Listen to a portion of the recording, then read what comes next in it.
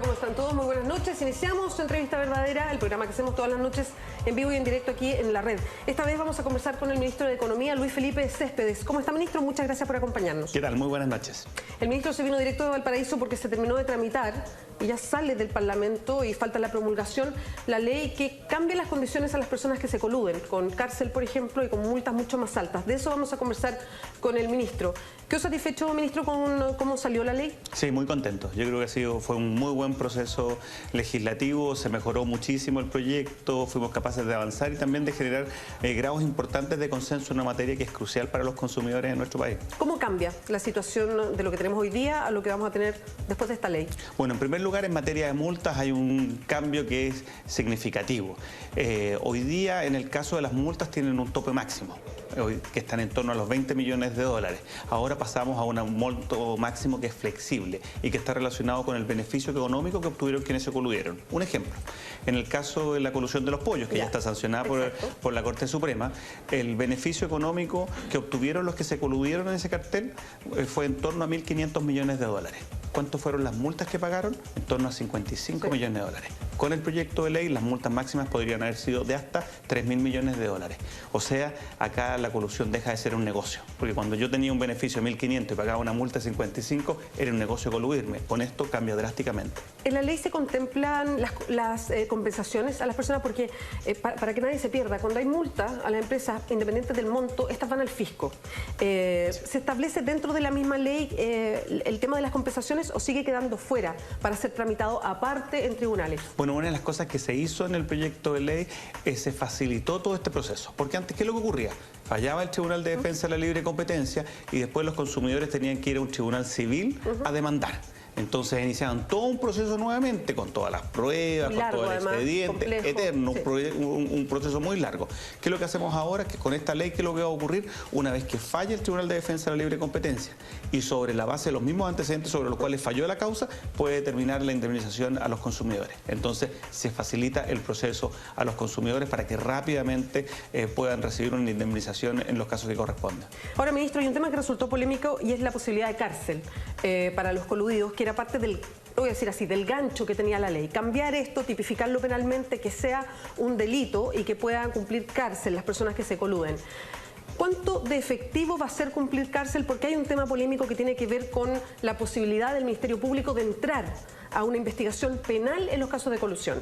Así es, nosotros creemos que el proyecto de ley resguarda adecuadamente, la que va a ser ley resguarda el que tengamos una acción penal efectiva. Para nosotros como gobierno es muy clara la necesidad de poder establecer cárcel efectiva para quienes se coluden. El proyecto de ley establece cárcel efectiva de al menos un año para los que se sancionan. O sea, se aplica un efecto ley Emilia, al menos un año de cárcel. No se pueden aplicar atenuantes de forma tal de que al final de cuentas se remite la pena o no se pasa en cárcel. Acá hay un año al menos de pena de cárcel.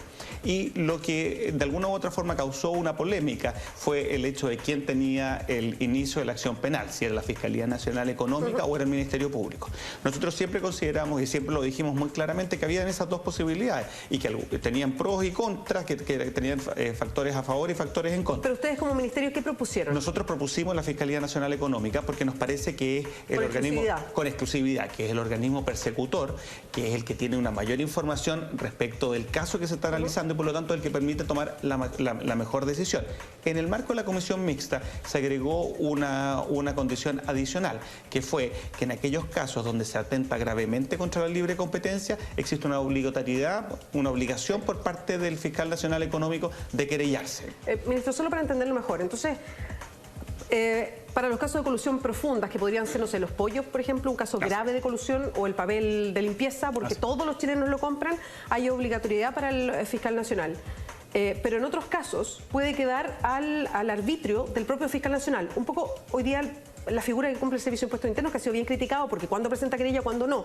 ¿No les da temor que pase eso mismo? Nosotros creemos que en ese caso lo que se establece en la ley y que quedó establecido en la ley resguarda adecuadamente esta situación.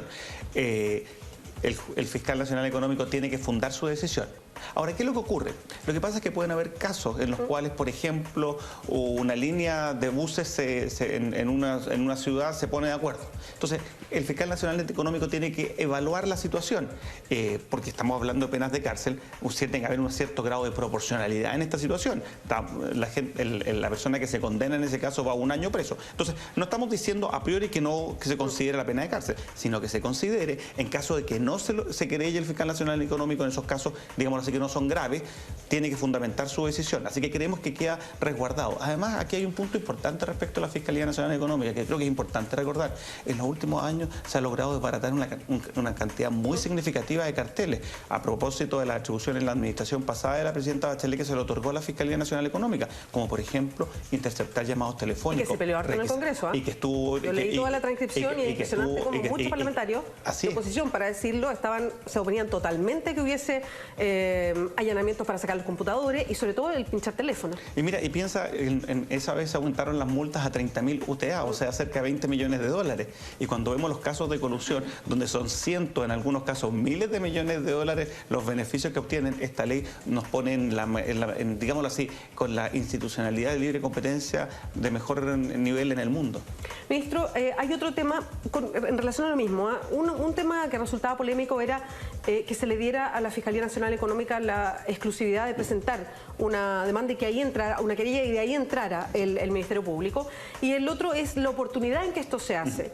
De hecho, Sergio Espejo, que es un parlamentario que es parte de la comisión, que es de la democracia cristiana, o sea, pertenece al gobierno, a la nueva mayoría, fue súper crítico respecto a esto e incluso llegó a decir que el tema de cárcel va a terminar siendo solo una ilusión, y aludía a las dos cosas: hay que presentar a la Fiscalía Nacional Económica y también al tiempo, porque se presenta el delito, se presenta la querella una vez que el Tribunal de la Libre Competencia sancione todo. O sea, si alguien se colude, y eso es lo que le quiero preguntar, se colude ahora, hay que esperar varios años para recién que entre a un proceso penal y después de 5 años podría alguien entrar preso. ¿Eso es así? No me contesta ahora, ministro, que tenemos que hacer una pausa. Estamos con el ministro de Economía. Espérenos, ya seguimos.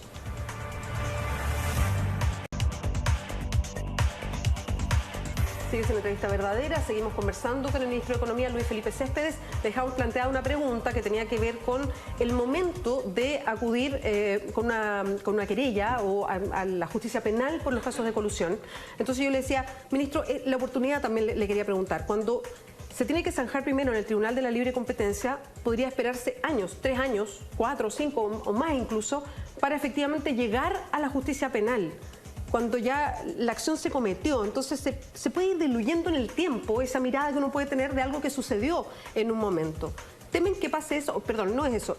¿Eso va a pasar? ¿Va a ser así? ¿Y por qué se toma esa decisión de en ese momento acudir a la justicia? Bueno, efectivamente, para iniciar la acción penal tiene que haber una sentencia ejecutoriada por parte del Tribunal de Defensa de la Libre Competencia.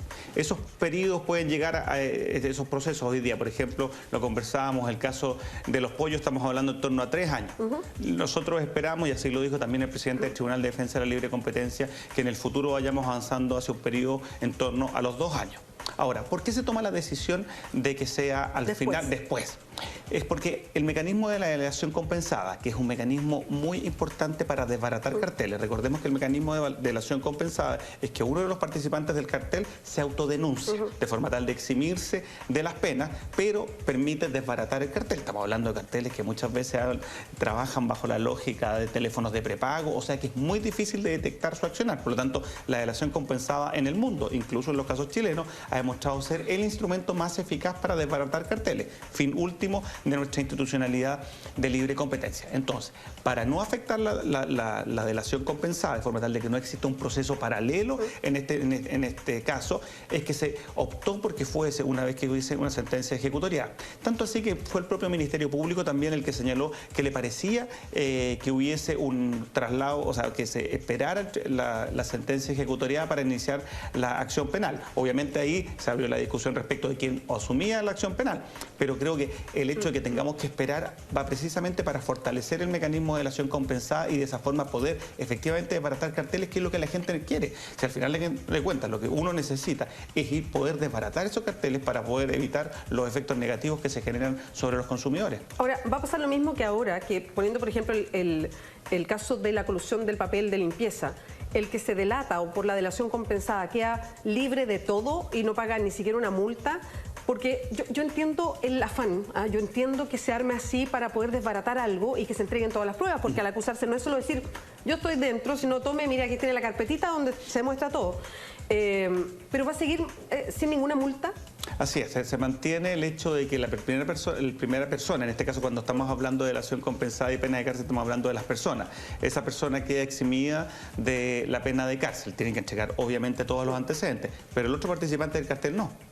Entonces el otro participante del cartel es el que puede, al final de cuentas, terminar preso. O sea, le deja un incentivo de sospecha permanente entre ellos. ¿Qué es lo que ocurre? Imagínate un cartel de dos participantes, donde uno sabe que el otro, si el otro se delata, no paga, no va a la cárcel, y el otro va a la cárcel. Entonces, los incentivos son a delatarse. Por eso se dice que las penas de cárcel potencian el mecanismo de delación compensada. Ahora, ministro, y lo que dice el diputado Sergio Espejo, que con estos tiempos se puede ir diluyendo la posibilidad de ver a alguien en la cárcel.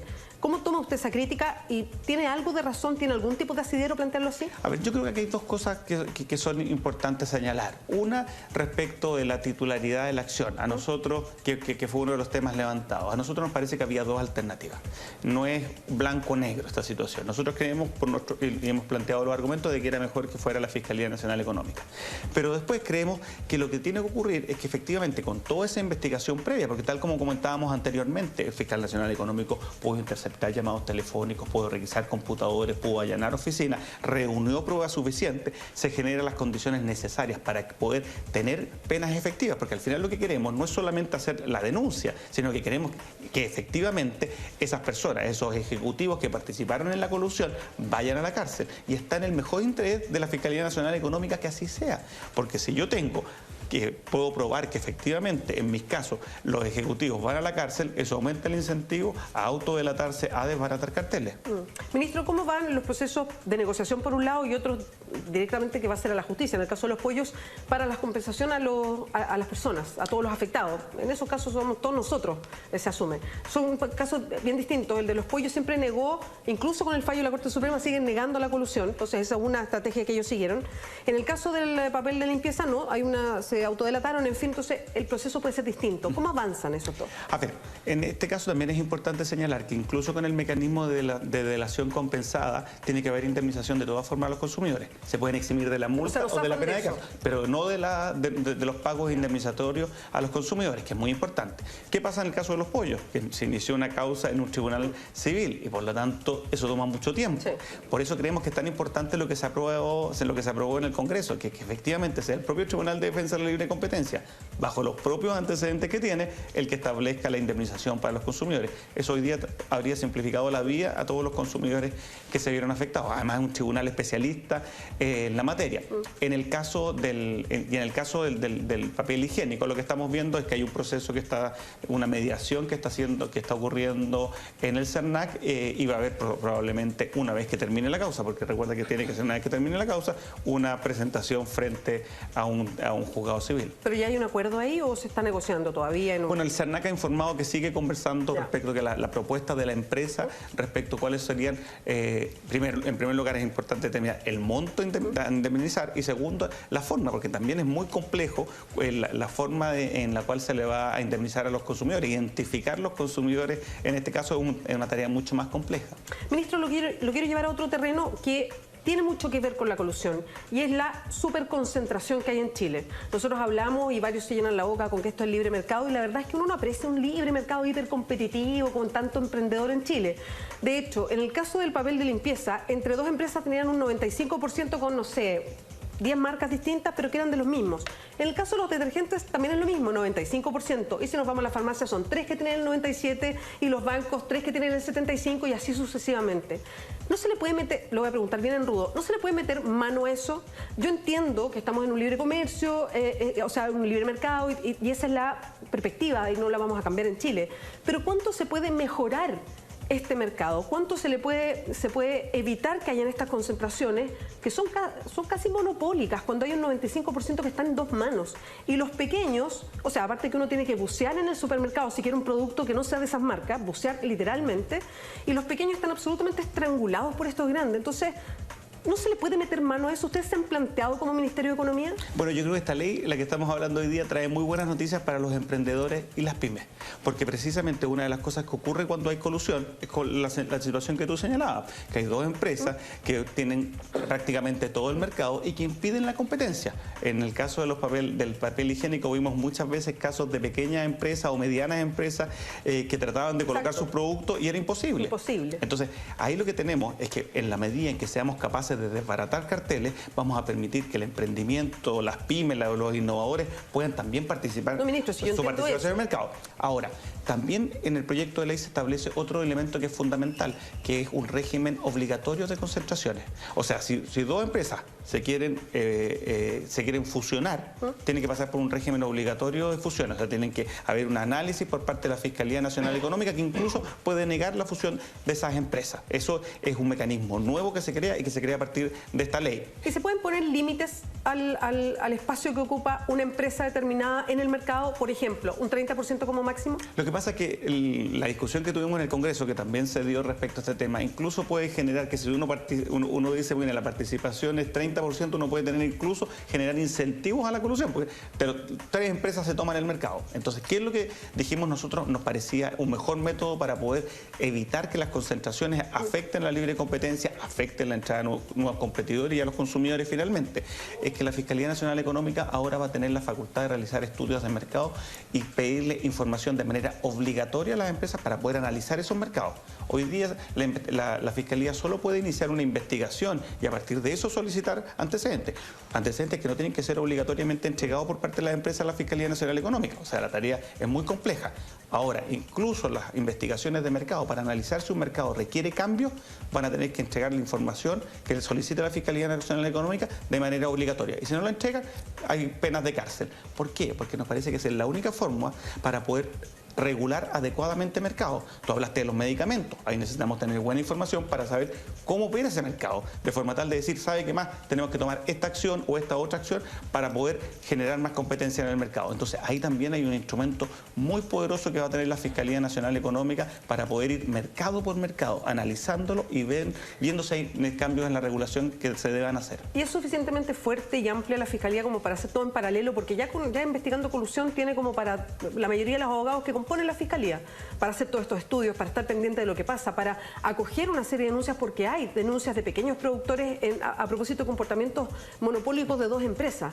¿Tendrá ese cuerpo? Porque hasta ahora la Fiscalía se ha volcado a la colusión muy bien, pero hay otros temas que ha ido dejando. Absolutamente, aquí tenemos que avanzar en construir en apoyar a la Fiscalía Nacional Económica, aumentar su margen de acción con las nuevas atribuciones, sin lugar a dudas que vamos a necesitar más recursos para la Fiscalía Nacional Económica, de forma tal de que pueda realizar sus distintas labores, lo que se le ha entregado de la mejor forma posible. Yo creo que aquí el compromiso, y es lo que ocurre cuando los países logran mejorar sus instituciones, es tener una institucionalidad más robusta, un Estado que responde de mejor forma a lo que son los desafíos. Sí, ministro, quería preguntarle por los dueños de grandes empresas o de grandes compañías. Hay una declaración que está dando vuelta harto, que es del presidente de las empresas Carosi, que la hizo en Perú, a propósito de una reunión ICARE, pero en Perú, y acusó, tal cual, y ocupó esta palabra, hostigamiento contra el empresariado en Chile, y dijo que los que lideran este hostigamiento son el gobierno. O sea, usted, que es parte del gobierno, no decir usted mismo, pero usted es parte de ese gobierno. Dijo que debían defender a Chile. ¿Qué responde usted a una declaración como esta? Yo estoy absolutamente de desacuerdo con ese tipo de declaraciones. Me parece. Perdón, yo sé que está en desacuerdo, pero vamos un poquito más allá. ¿Es bien ruda la declaración? No, pues, le voy a responder. Yo creo que es una expresión absolutamente desafortunada, que no se condice en absoluto con lo que estamos hablando. Nosotros, como gobierno, hemos planteado una agenda transformadora del país y nos parece que nuestro país requiere una agenda transformadora, requiere un cambio fundamental en materia de educación. Los empresarios nos hablan de crecimiento y productividad. Para poder tener crecimiento y productividad tenemos que tener competencia en los mercados. Si no hay competencia en los mercados, nadie va a innovar, nadie va a mejorar su productividad. Los márgenes van a ser lo suficientemente grandes como para no tener que hacer nada. Ahora, ministro. Ahora, educación. La educación es fundamental si queremos hablar de crecimiento, de productividad, de capital humano. Nosotros estamos llevando adelante una reforma educacional que es única para nuestro país y que tiende a nivelar la cancha, a generar oportunidades. Lo hacemos fiscalmente responsable. La reforma tributaria se hace precisamente porque queremos acompañar esos nuevos gastos con recursos de manera permanente. Y eso absolutamente es algo que cualquier institución internacional diría, ¿sabe qué? Es lo correcto de hacer. Yo creo que acá lo que tenemos que hacer como país es dar más oportunidades. En materia de emprendimiento lo mismo. Si usted mira las 20 empresas más grandes de nuestro país, ¿cuántas de ellas no existían 25 años atrás? Todas existían 25 años atrás. Si usted mira las 20 empresas más grandes del mundo, hay 5 de ellas que no existían 25 años atrás. También necesitamos una renovación en materia empresarial, darle la oportunidad a emprendedores e innovadores con buenas ideas de que se puedan transformar también en grandes empresas. Ministro, cuando esta persona, este presidente de Carosi, habla de hostigamiento, ¿es una opinión particular o tiene que ver con una opinión más general que hay en el empresariado chileno? Y ahí le quiero preguntar por las relaciones que mantiene con sectores que han sido súper duros por las reformas, porque esta declaración tiene que ver con las reformas. No mencionaba tanto la educación, mencionaba la laboral, por ejemplo.